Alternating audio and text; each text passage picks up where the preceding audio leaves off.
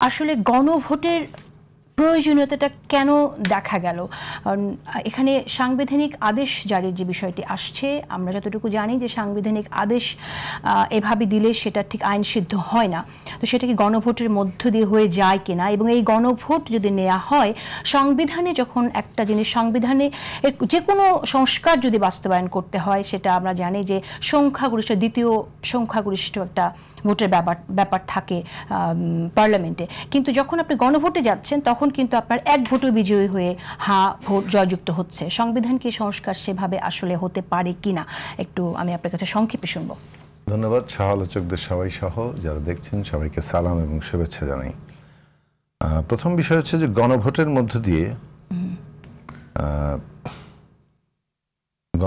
মধ্য দিয়ে সংবিধান সংস্কারের কাজটা শেষ করা অথবা ভিন্ন মতের মীমাংসা করা, এটার কোনোটার ব্যাপারেই কোনো ঐকমত্য হয়নি।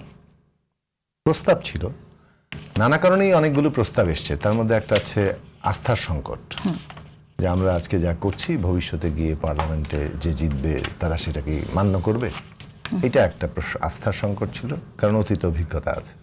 2 নম্বর ছিল যে একটা জায়গা, যে জুলাই অভ্যুত্থান কি ছিল, বিপ্লব না অভ্যুত্থান, এটা আরো স্পেসিফিক্যালি করলে যে সংবিধানের অবস্থান কি হবে, মানে সংবিধান কি স্থগিত থাকবে না সংবিধানের অধীনে আমরা আছি, এই নিয়ে যে একটা কনফিউশন, সেটা থেকে এসছে। আর 3 নম্বর হচ্ছে এগুলো সবই রাজনৈতিক দলগুলোর নিজস্ব অবস্থান, যেখান থেকে রাজনৈতিকভাবে আপার হ্যান্ড নেওয়ার একটা চেষ্টা থাকে। মানে আমি রাজনৈতিকভাবে কতটা এগিয়ে গেলাম, আমি কতটা প্রাধান্য বিস্তার করতে পারলাম, এর মধ্যে দিয়ে জনমতকে আমার পক্ষে কতটা আনতে পারলাম, সেগুলো তো অন্তর্লীনভাবে থাকে।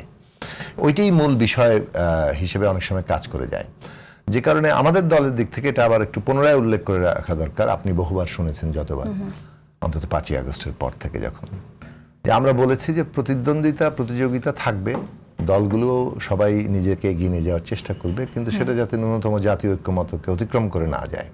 তাকে ছাপিয়ে গেলে যে সমস্যাটা হবে, আমরা দ্বন্দ্ব বিরোধে জড়িয়ে পড়বো, এবং এর সুযোগটা একদিকে যেমন পতিত ফ্যাসিস্টরা নিবে, অন্যদিকে হচ্ছে যে আমরা এই উত্তরণ পর্বটা ঠিকঠাক মতো পাড়ি দিতে পারবো না। এখন আমরা ন্যূনতম ঐক্যমতের জায়গা খোঁজার চেষ্টা করেছি। আমাদের পজিশন যাই থাকুক, আমাদের পজিশনটা আমরা মনে করেছি যে হয় কনভিন্স করার চেষ্টা করব, ফেল করলে ঐকমত্যের জায়গা খোঁজার চেষ্টা করব, কিন্তু কোনো কিছুই চাপিয়ে দেওয়া যাবে না। কারণ এখানে ডিটারমিনিং কোনো পার্টি নাই যে আমরা যা বলবো তাই হচ্ছে। এখানে কি চাপিয়ে দেওয়ার মতো কোনো বিষয় হচ্ছে কিনা, কারণ আমরা তো অনেক অভিযোগ আমি দেখছি। আমরা মনে করি যে এখানে যে ঐকমত্য হয়েছিল যে গণভোটটা হবে, একটা প্রশ্ন ছিল আইনি ভিত্তি। সেটা আসলে আইনি ভিত্তি তো আগেভাগে দেওয়ার সুযোগ নাই, আইনি বাধ্যবাধকতা তৈরি করা যায়। অর্থাৎ জনগণ এটাকে অনুমোদন করছে, আগামী পার্লামেন্টের উপরে এটা বাধ্যবাধকতা হিসেবে জারি হচ্ছে যে তারা এই জুলাই জাতীয় সনদ বাস্তবায়ন করতে বাধ্য। এটা একটা গণভোটের রায় কিংবা গণভোটের মধ্য দিয়ে আমাদের অর্জন, 1 নম্বর। 2 নম্বর অর্জনের কথা হয়েছিল যে গণভোটের মধ্য দিয়ে আগামী সংসদটাকে একটা এমন ক্ষমতা দেওয়া হবে যেটা তারা জুলাই জাতীয় সনদের ভিত্তিতে মৌলিক সংস্কার করতে পারবে। এটা কনস্টিটিউয়েন্ট পাওয়ারের মতো, যেভাবে কনস্টিটিউয়েন্ট পাওয়ার দিয়ে একটা গণপরিষদ কিংবা সংবিধান সভা একটা নতুন সংবিধান তৈরি করে, কিন্তু এইখানে এটাকে একটু বেঁধে দেওয়া হচ্ছে যে আপনি জুলাই জাতীয় নতুন সংবিধান করতে পারছেন না, এবং জুলাই জাতীয় সনদের বাইরেও যেতে পারছেন না। জুলাই জাতীয় সনদের ভিত্তিতেই আপনার কনস্টিটিউয়েন্ট পাওয়ার থাকবে, আপনি সংবিধানের মৌলিক সংস্কার করবেন, যাতে করে এটাকে আর আদালত চ্যালেঞ্জ করতে না পারে, অন্যদিকে এর আর কোনো পরবর্তী গণভোটের প্রয়োজন না হয়। এটা হচ্ছে 2টা অর্জন।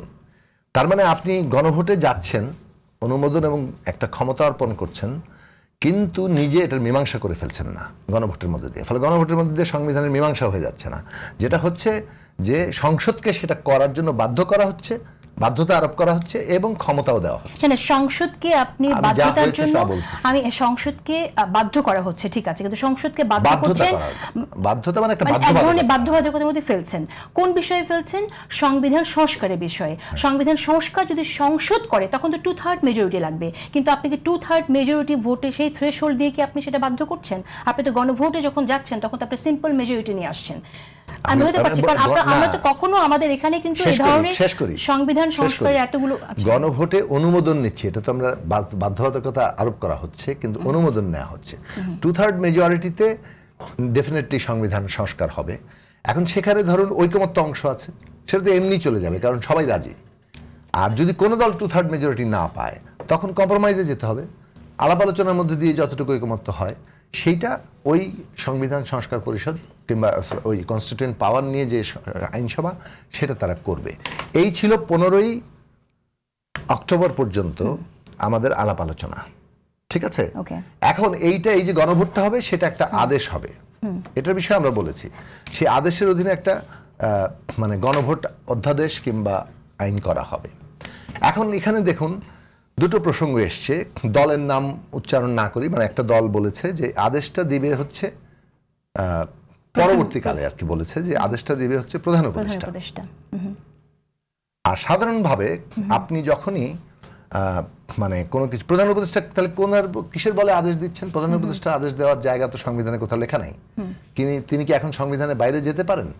জুলাই গণঅভ্যুত্থানের ভিত্তিতে তিনি যদি একটা আদেশ জারি করেন তাহলে যেটা হয়, কার্যত সংবিধানকে ছাপিয়ে যাওয়া হয় এবং সংবিধানকে আপনি বাইপাস করেন। সেই বাইপাস করার বিষয়টা আসলে আইনসম্মত হয় কিনা এবং সংবিধানকে এখন আপনি আসলে বাইপাস করতে পারেন কিনা সেইটা একটা বড় তর্কের জায়গা হিসেবে ছিল। এক, আমরা যে কারণে সমাধান, আমি একটু শেষ করে নিই যেহেতু আমি মতামত শুনেন পরে কমিয়ে দিয়েন, কারণ হচ্ছে আমরা ছিলাম যেহেতু কনসিস্টেন্টলি সেই কারণে বলছি। সেটা হচ্ছে যে আমাদের দিক থেকে এটা ছিল যে এই সরকার বিশেষ সরকার, আবার এই সরকার সংবিধানকে সাথে নিয়ে চলেছে 106-এর মধ্যে দিয়ে। কাজেই এর একটা দ্বৈত চরিত্র আছে, বিশেষ অবস্থায় তৈরি আবার সংবিধানের সাথে। ফলে তার যাই সে জারি করবে, এখন সরকার যা কিছু জারি করবে এটা আসলে এসেন্সের দিক থেকে হচ্ছে অর্ডিন্যান্স। কারণ আপনি পার্লামেন্ট থাকলে আইন করেন, পার্লামেন্ট না থাকলে অর্ডিন্যান্স জারি হয়। এবং যে কোনো অর্ডিন্যান্স জারি করেন, অলরেডি 58টা অর্ডিন্যান্স জারি করছে এই সরকার, সবই কিন্তু রাষ্ট্রপতির নামে গেছে। ইংল্যান্ডে গেলে কিং এর নামে অথবা কুইনের নামে যাবে, এটা হচ্ছে রাষ্ট্রের একদম প্রতীক থাকে তার নামে যাওয়া। ফলে ব্যক্তি বিশেষ এখানে ইম্পর্টেন্ট নয়, ইম্পর্টেন্ট হচ্ছে নামে। 58টা তো অধ্যাদেশ হয়ে গেছে। এবং আরো যে 84টার মধ্যে যেগুলো সংবিধান সংশ্লিষ্ট নয় সেগুলো কিন্তু আগেই অধ্যাদেশ হয়ে যাবে এবং সেগুলো ওই রাষ্ট্রপতির নামেই যাবে। সংবিধান প্রশ্নে এখন বলে যে অধ্যাদেশ তো সংবিধান বদলাতে পারে না, আমরা তো সংবিধান বদলাচ্ছি না। অধ্যাদেশ করা হচ্ছে একটা গণভোটের জন্য, যে গণভোট সংসদকে এম্পাওয়ার করছে। এইটুকু জায়গা পরবর্তীকালে র্যাটিফাইড হবে সংসদে। এখন বিপ্লব করলেও আপনি প্রথমে ডিক্রি জারি করেন, সংবিধান স্থগিত করেন, নতুন সংবিধানে খসড়া করেন, দেন গণভোটে যান, কিন্তু আপনাকে একটা পার্লামেন্ট তৈরি করতে হয়। পার্লামেন্টে এভরিথিং র্যাটিফাই করতে হয়। গণভোট দিয়ে কোনো দেশে সংবিধান পূর্ণ হয় না। আপনি করবেন অ্যাডভোকেট রুহুল কুদ্দুস কাজল, আমি আপনার মন্তব্য শুনতে চাই। আপনি যে গণভোটে ঐকমত্য হয়নি এবং কথা ছিল যে গণভোটে হ্যাঁ ভোটটা দেওয়া হবে কিসে, প্যাকেজকে। ঐকমত্য, ভিন্নমতের নোট অফ ডিসেনশন নোট লেখা আছে, যে দল সংখ্যাগরিষ্ঠতা পাবে অথবা ম্যান্ডেট পাবে তাদের প্রস্তাব যাবে। তার মানে হচ্ছে আপনি পুরোটাকে হ্যাঁ অথবা না বলছেন। আপনি এখন হঠাৎ করে এসে জুলাই সনদে লেখা আছে নোট, ওইটা নাই করে দিয়ে একটা প্রস্তাব দিলেন, তার মানে তো আপনি আসলে ইম্পোজ করছেন একদিকে, অন্যদিকে গণভোটই আসলে সবকিছু মানে হ্যাঁ না করে ফেলছেন।